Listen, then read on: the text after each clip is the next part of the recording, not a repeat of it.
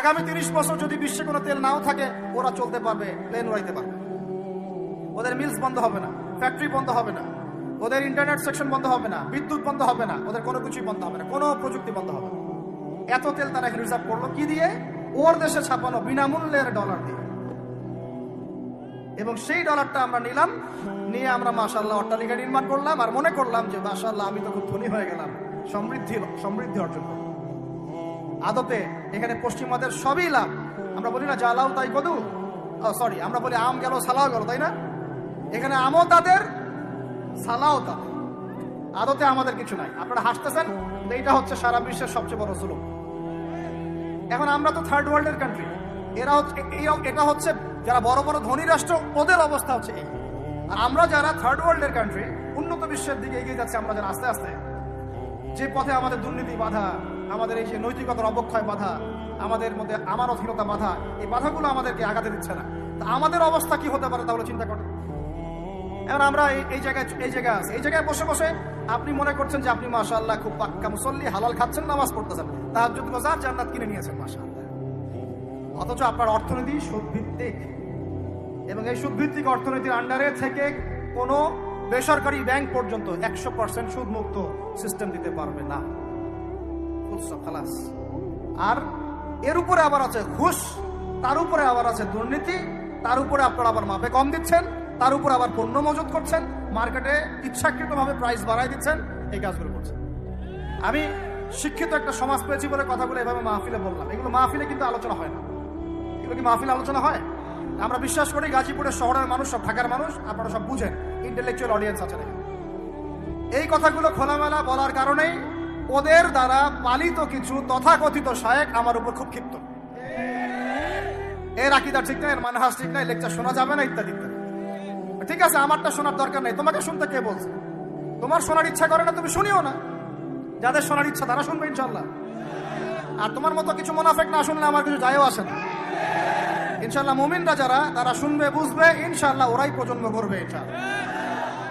আর আমাদের ভুল হতে পারে, ভুল হলে সেটা ওলামায়ে কেরাম সংশোধন করবেন। ওলামায়ে কেরাম যদি আমাদেরকে বলেন এটা ভুল হয়েছে, অবশ্যই মাথা পেতে দেবেন।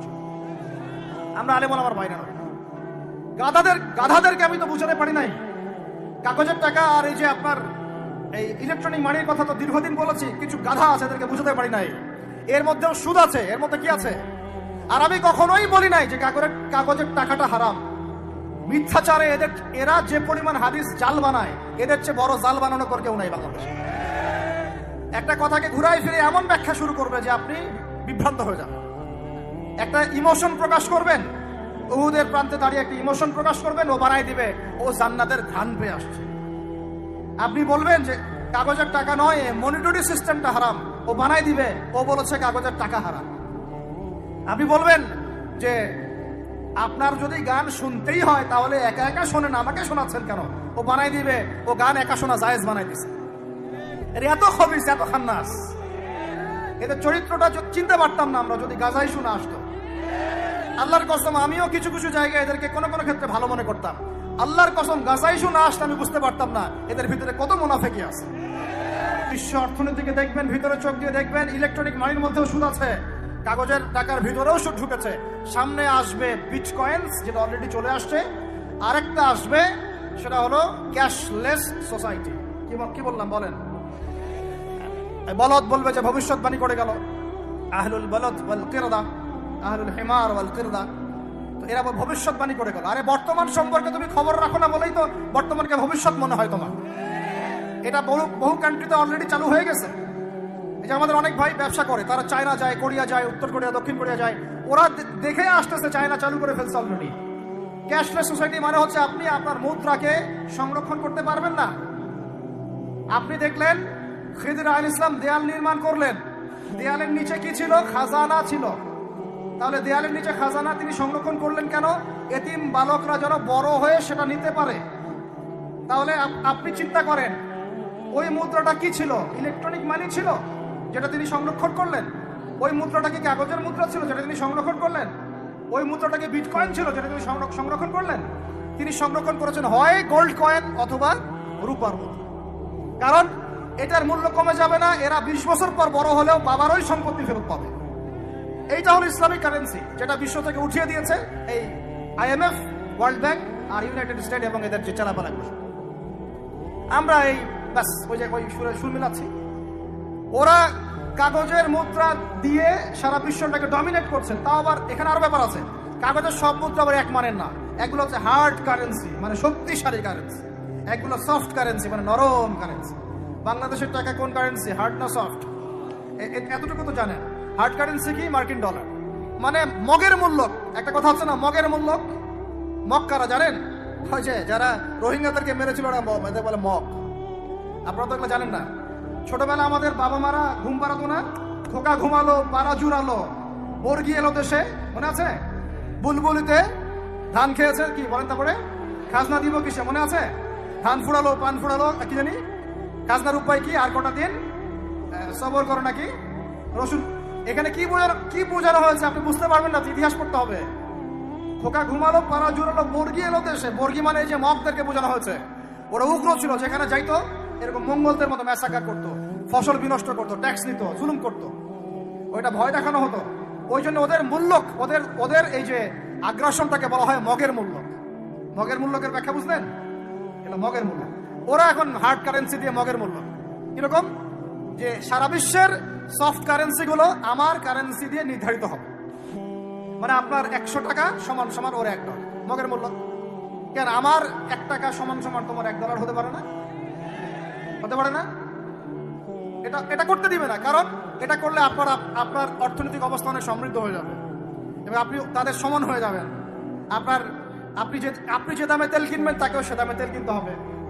তো ওরা এটা ধরিয়ে দিল। শুধু তাই না, IMF এর মাধ্যমে, ফেডারেল রিজার্ভের মাধ্যমে, ওয়ার্ল্ড ব্যাংকের মাধ্যমে তারা এটাকে আমরা দ্বিতীয় বিশ্বযুদ্ধের পরের কথা বলছি।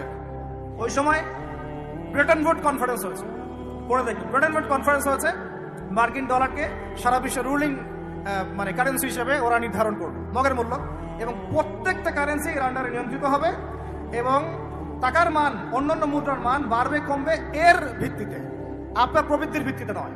এবং তার হাতে নিয়ন্ত্রণ থেকে যাবে। যদি আপনি বেশি বাড়াবাড়ি করেন, আপনার টাকার মান তারা কমাই দেবে। কয়দিন আগে ইলেকশনের আগে একটা শব্দ শুনেছিলেন অনলাইনে, স্যাংশন দিতে চাই, স্যাংশন। মনে আছে? হ্যাঁ, মনে আছে? কি জিনিস বুঝছেন আপনারা? কিছুটা বুঝেন না। অর্থনৈতিক নিষেধাজ্ঞা কিভাবে দিতে পারে? আপনার টাকার মান তারা কমাই দেবে। তখন 1 কেজি পেঁয়াজের দাম হবে 500 টাকা, 1 কেজি রসুনের দাম হবে 1000 টাকা, 1 ব্যারেল তেলের দাম হয়ে যাবে দেখবেন 10,000 20,000 টাকা। কিচ্ছু করতে পারবেন না। তুরস্কের মতো কান্ট্রি যখন ঘুরে দাঁড়ানোর চেষ্টা করছিল, ওদের লিরার মান তারা বাড়িয়ে দিল একদম। ওটা তো মনে হয় 12,000 পর্যন্ত চলে গেছে। ইনফ্লেশন বলি আমরা এটাকে, মুদ্রাস্ফীতি, ওটা প্রায় 12,000% পর্যন্ত বেড়ে গিয়েছিল। বলি নাউজুবিল্লাহ।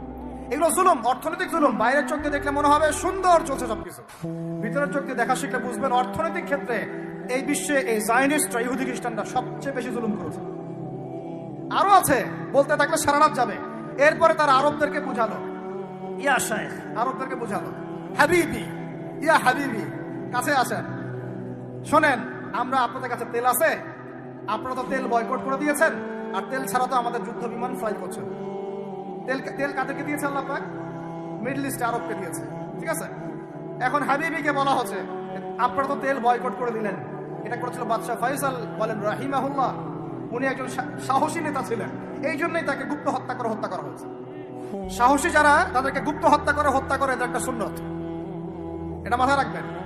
খুব ট্যালেন্টেড একজন দেখবেন, খুব ট্যালেন্টেড একজন বিজ্ঞানী দেখবেন হঠাৎ নাই, তা বাস করে মিসাইল এসে পড়ে গেল। এমন সূক্ষ্ম স্নাইপার দূর থেকে 12,000 কিলোমিটার দূর থেকে মেরে দিল, আপনার কলিজার মধ্যে চলে গেল। এগুলো জেনে বুঝেই আমরা প্রতিদিন সকাল করি, সন্ধ্যা করি, আলহামদুলিল্লাহ। কারণ অ্যাটলিস্ট আপনাকে তো জানতে হবে। জেনে নেন, পরে আপনারা চিন্তা করবেন যে কিভাবে লাইফ লিড করবেন। আপনি উপদেশ দিন, শুধু আপনি উপদেশ দাতা। লাস্তা আলাইহিম বিমুসাইতির। ফাযাক্কির ইন নাফআতিয যিকরা সায়াযাক্কারু মান ইয়াখশা। যারা আল্লাহকে ভয় করে তারা ফিরে আসবে ইনশাআল্লাহ। তো যেটা বলছিলাম, বাদশা ফয়সাল একদম বয়কট করে দিলেন। এবার ওরা এসে বুঝাচ্ছে যে তেল ছাড়া তো আমাদের চলছে না। এদিকে ওদের ডলারের মান কমে যাচ্ছে, মুদ্রাস্ফীতি হচ্ছে, ইনফ্লেশন হচ্ছে। এখন তারা বোঝালো যে ঠিক আছে, একটা চুক্তি করা যাক।